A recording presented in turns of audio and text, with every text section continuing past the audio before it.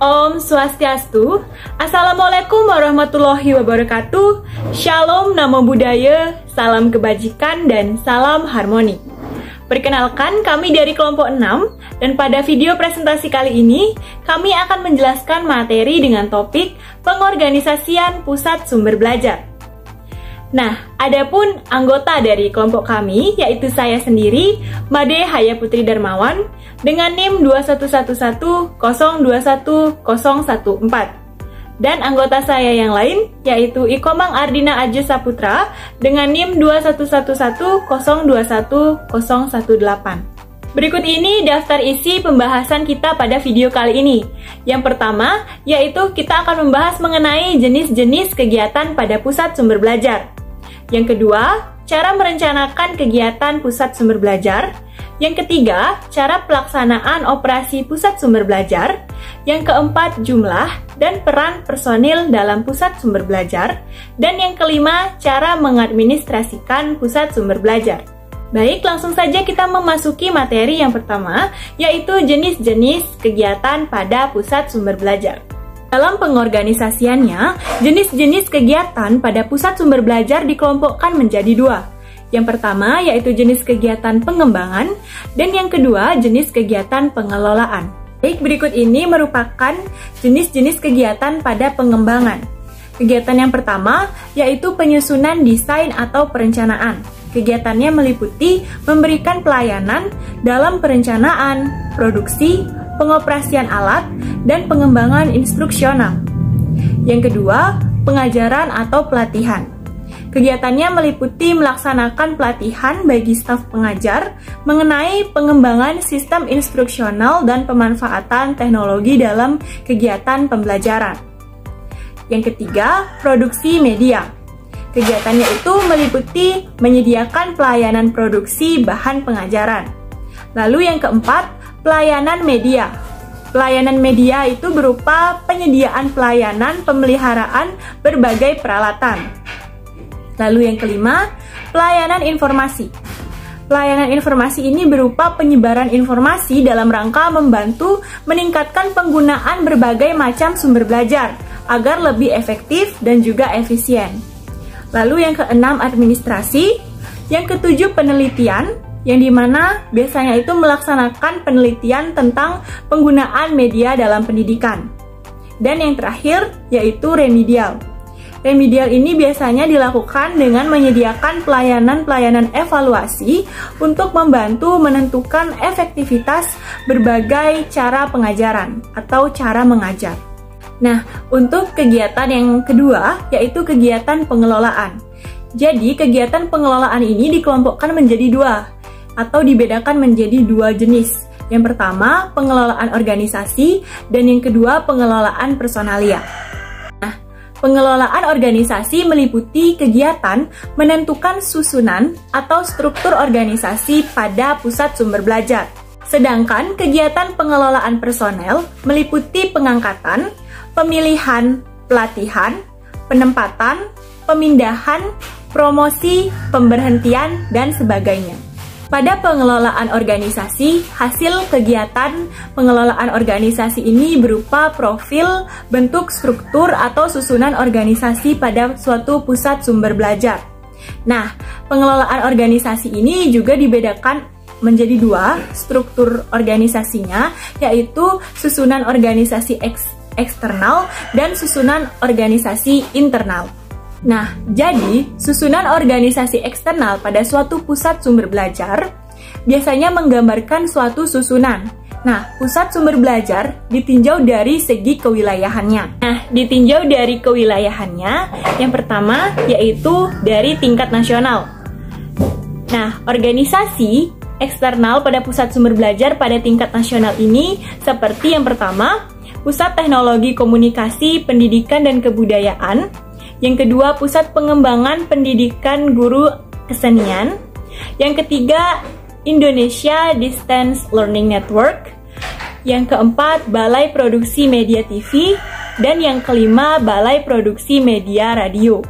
Selanjutnya, pada tingkat provinsi, organisasi eksternal pusat sumber belajar meliputi yang pertama, Balai Pengembangan Kegiatan Belajar, yang kedua, Perpustakaan Daerah atau Wilayah, dan yang ketiga, Balai Pendidikan Masyarakat. Lalu, pada tingkat kabupaten, organisasi eksternal pusat sumber belajar meliputi yang pertama, Sanggar Kegiatan Belajar dan Sanggar Teknologi Komunikasi Pendidikan. Dan yang terakhir, yaitu pada tingkat kecamatan. Organisasi eksternal PSB pada tingkat kecamatan meliputi kelompok kegiatan belajar. Nah, yang selanjutnya yaitu susunan organisasi intern pada pusat sumber belajar. Susunan organisasi intern pusat sumber belajar menggambarkan bagian atau bidang yang ada dalam suatu pusat sumber belajar. Selain itu juga menggambarkan suatu hubungan tata kerja, tugas dan fungsi masing-masing bidang, dan tidak ada keseragaman mengenai bidang-bidang atau bagian dalam suatu pusat sumber belajar. Nah, sebagai contoh, susunan organisasi sebuah pusat sumber belajar yang menekankan pada tugas atau fungsi pengembangan instruksional produksi media, pelayanan media adalah sebagai berikut. Teman-teman bisa melihatnya pada bagan yang sudah tertera pada slide. Nah, setelah tadi kita membahas mengenai pengelolaan organisasi, maka kita akan lanjut membahas mengenai pengelolaan personalia. Jadi, dalam pengelolaan personalia, staf yang perlu direkrut atau diangkat untuk ditugaskan dalam suatu pusat sumber belajar meliputi tenaga profesional dan tenaga pendukung atau pembantu. Nah, tenaga profesional yang perlu diangkat adalah ahli desain atau pengembangan, ahli media, ahli komputer atau ahli komputer pendidikan, ahli produksi media, ahli evaluasi media, ahli mengajar, dan sebagainya. Sedangkan tenaga pembantu atau tenaga pendukung dalam pusat sumber belajar terdiri dari tenaga teknisi media, operator peralatan media, dan tenaga tata usaha. Berikut ini merupakan tugas-tugas dari masing-masing staf pada pusat sumber belajar. Yang pertama, kepala atau direktur pusat sumber belajar. Nah, tanggung jawab dari kepala atau direktur dari pusat sumber belajar, yaitu yang pertama, memimpin dan mengkoordinasikan semua kegiatan pada pusat sumber belajar. Yang kedua, melaksanakan program kegiatan. Dan yang ketiga, mengevaluasi hasil pelaksanaan kegiatan. Nah, yang selanjutnya yaitu Kepala Bagian Tata Usaha atau TU. Tanggung jawabnya yaitu yang pertama, menyusun program kerja tahunan. Yang kedua, membuat laporan tahunan. Yang ketiga, membuat, mengirim, dan mengagendakan surat. Yang keempat, membukukan uang masuk atau uang keluar. Yang keempat, menyusun formasi pegawai, dan yang kelima, membuat dan daftar inventaris. Yang ketiga, yaitu Kepala Bagian Pengembangan Instruksional.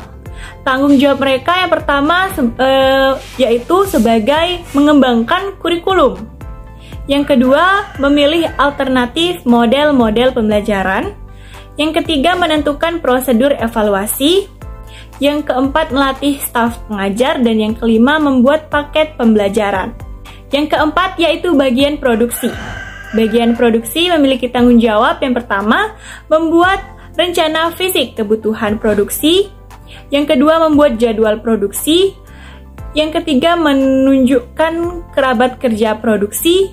Yang keempat, memilih dan melatih pelaku atau artis atau casting.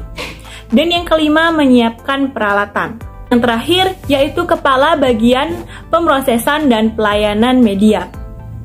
Tanggung jawab dari Kepala Bagian Pemrosesan dan Pelayanan Media ini, yaitu yang pertama, membuat katalog media. Yang kedua, mencatat peminjaman dan pengembalian media. Yang ketiga, membuat jadwal penggunaan ruangan. Baik, sekian penyampaian materi dari saya. Untuk materi selanjutnya akan dijelaskan oleh rekan saya. Baik, terima kasih atas waktu yang diberikan kepada saya. Jadi di sini saya akan melanjutkan materi dari rekan saya, yaitu materi yang kedua terkait pengadministrasian kegiatan pusat sumber belajar. Nah, materi yang akan kita bahas pada kali ini adalah fungsi administrasi pusat sumber belajar. yang dimana kita akan bahas administrasi dan juga manajemen. Nah, di kalangan pengusaha lebih memilih istilah kata manajemen, sedangkan di kalangan pendidikan lebih banyak menggunakan istilah administrasi. Untuk tugas dan juga fungsi organisasi pada tingkatan yang lebih tinggi lazim digunakan istilah manajemen, sedangkan untuk tugas atau fungsi organisasi tingkat lebih rendah digunakan istilah administrasi. Di samping itu, perbedaan istilah pengelolaan dan administrasi dapat juga dilihat dari tugas pokok yang harus dilakukan. Nah, di satu pihak manajer menentukan kebijakan, sedangkan administrator itu melaksanakan kebijakan tadi. Pada uraiannya berikut yang dikatakan rekan saya tadi. Nah, setelah ini akan saya jelaskan istilah pengadministrasian lebih ditekankan pada pelaksanaan, bukan penentuan atau kebijakan. Nah, pada bagian depan, pada bagian tadi yang telah dikemukakan oleh teman saya, bahwa dapat banyak kegiatan yang dilakukan dalam rangka melaksanakan fungsi dan tugas pusat sumber belajar. Tidak ada keseragaman mengenai volume atau banyaknya kegiatan dari berbagai pusat sumber belajar. Banyaknya kegiatan tergantung dari besar kecilnya pusat sumber belajar. Namun dapat ditarik kesamaan bahwa setiap pusat sumber belajar paling tidak melaksanakan kegiatan yang berhubungan dengan tugas atau fungsi pusat sumber belajar pada umumnya, yaitu desain, perencanaan, produksi, pelayanan media, penyebar luasan informasi, pemberian konsultasi administrasi. Nah, jadi pengadministrasian kegiatan merupakan salah satu tugas pokok dari pusat sumber belajar. Nah, hal ini beralasan karena kegiatan pusat sumber belajar melibatkan banyak orang, dari sumber, peralatan, biaya, dan juga waktu. Agar semua kegiatan tersebut tertib, terkoordinasi dengan baik, dan dapat mencapai tujuan, maka diperlukan pengadministrasian yang sangat tertib. Nah, melaksanakan fungsi administrasi berarti melakukan kegiatan-kegiatan dalam rangka pencapaian tujuan dan prioritas pusat sumber belajar. Pengadministrasian sendiri itu dilaksanakan terhadap semua aspek program pusat sumber belajar. Sebagai contoh, sebuah sanggar kegiatan belajar itu memiliki fungsi perencanaan atau desain produksi, pelayanan atau evaluasi, maka pengadministrasiannya juga dilaksanakan terhadap kegiatan perencanaan, produksi, pelayanan, juga evaluasi. Baik, lalu saya akan membahas tentang operasional kegiatan administrasi. Jadi untuk memberikan gambaran yang konkret mengenai pengadministrasian kegiatan, saya akan sajikan beberapa contoh operasional suatu pusat sumber belajar yang mempunyai fungsi pengembangan instruksional, ketatausahaan, produksi, dan juga pelayanan media. Dengan kata lain, itu seperti mendeskripsikan kegiatan operasional suatu pusat sumber belajar. Seperti yang sudah dilihat di layar, itu adalah bagian tata usaha atau TU, yang dimana sebenarnya ada dibagi 7. Yang pertama, menyusun program kerja tahunan, membuat laporan tahunan, membuat atau mengirim dan juga mengedarkan surat, menyusun formasi pegawai, daftar urut kepangkatan, mengurus kenaikan pangkat, cuti, pensiun, dan lain sebagainya. Membukukan uang masuk dan keluar, membuat daftar inventaris, membuat kartu servis barang inventaris, merehab gedung, bangunan kantor, dan memelihara kebersihan. Dan bagian yang kedua yaitu bagian pengembangan instruksional, yang dimana yang pertama adalah mengembangkan kurikulum, memilih alternatif model-model pembelajaran, menentukan prosedur evaluasi, melatih staf pengajar, membuat paket pembelajaran. Dan bagian yang ketiga itu adalah produksi, yang dimana membuat rencana fisik kebutuhan produksi, membuat jadwal produksi, menunjuk kerabat kerja produksi, memilih dan melatih pelaku juru bicara, dan juga menyiapkan peralatan. Nah, dan juga yang bagian keempat atau yang terakhir ini adalah bagian pemrosesan dan pelayanan media. Yang mana yang pertama itu adalah membuat katalog media, mencatat peminjaman dan pengembalian media, membuat jadwal penggunaan ruang, membuat jadwal siaran atau penayangan. Nah, itu adalah 4 dari bagian pemrosesan dan pelayanan media. Baik, sekian itu saja materi dari kelompok kami. Semoga bermanfaat untuk kita semua. Saya tutup dengan Parama Santi. Om Santi Santi Santi Om. Assalamualaikum warahmatullahi wabarakatuh. Salam harmoni. Semangat semua.